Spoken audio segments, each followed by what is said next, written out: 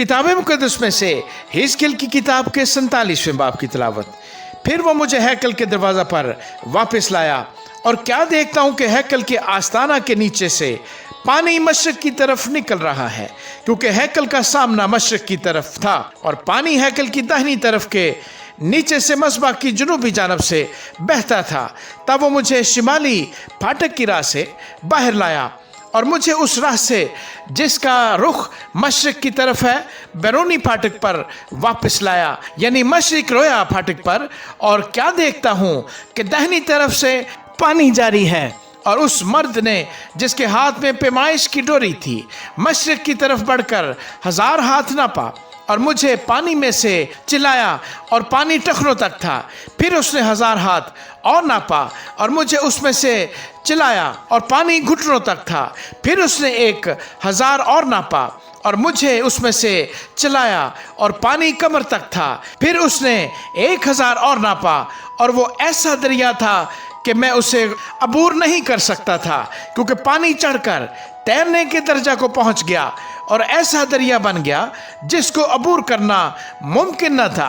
और उसने मुझसे कहा, ऐ आदमजाद, क्या तूने ये देखा? तब वो मुझे लाया और दरिया के किनारे पर वापस पहुंचाया। और जब मैं वापस आया तो क्या देखता हूँ कि दरिया के किनारे दोनों तरफ बहुत से दरख्त हैं।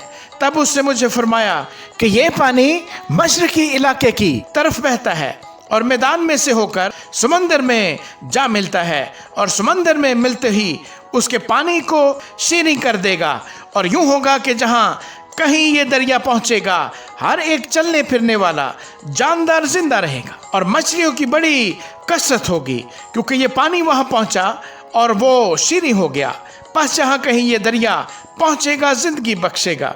और यूं होगा कि माहीगीर उसके किनारे खड़े रहेंगे। ऐन जद्दी से ऐन अजलीम तक जाल बिछाने की जगह होगी। उसकी मछलियां अपनी अपनी जिन्स के मुताबिक बड़े समंदर की मछलियों की मानद कसरत से होंगी, लेकिन उसकी केज की जगह और दलदलें शीरी न की जाएंगी, वो नमकजार ही रहेंगी। और दरिया के करीब उसके दोनों किनारों पर हर किस्म के मेवादार दरख्त उगेंगे, जिनके पत्ते कभी न मुरझाएंगे और जिनके मेवे कभी मौकूफ न होंगे।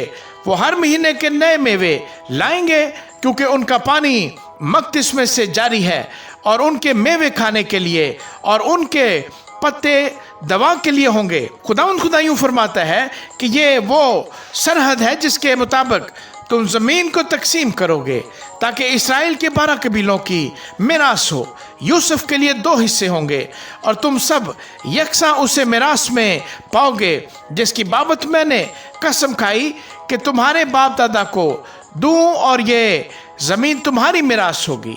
और ज़मीन की हदूद ये होंगी, शिमाल की तरफ बड़े समंदर से लेकर हतलून से होती हुई सेदाद के मुदखल तक, हमात, बैरूत, सबरीम जो दमिश्क की सरहद और हमात की सरहद के दरमियान है, और हसर हितिकोन जो हुरान के किनारे पर है, और समंदर से सरहद ये होगी, यानी हसर इनान दमिश्क की सरहद और शिमाल को शिमाली इतराफ हमात की सरहद शिमाली जानब यही है। और मशरकी सरहद हुरान और दमिश्क और जलाद के दरमियान से और इसराइल की सरजमीन के दरमियान से यरदन पर होगी।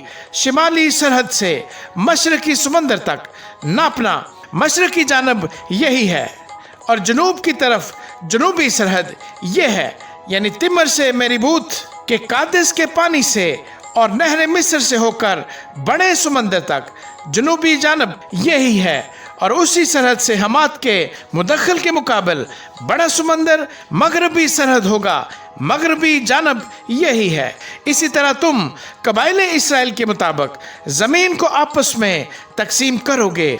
और यूं होगा कि तुम अपने और उन बेगानों के दरमियान जो तुम्हारे साथ बसते हैं और जिनकी औलाद तुम्हारे दरमियान पैदा हुई, जो तुम्हारे लिए देसी बनी इसराइल की मानद होंगे, मिरास तकसीम करने के लिए कुरा डालोगे। वो तुम्हारे साथ कबाइले इसराइल के दरमियान मिरास पाएंगे। और यूं होगा कि जिस जिस कबीले में कोई बेगाना बसता होगा उसी में तुम उसे मिरास दोगे।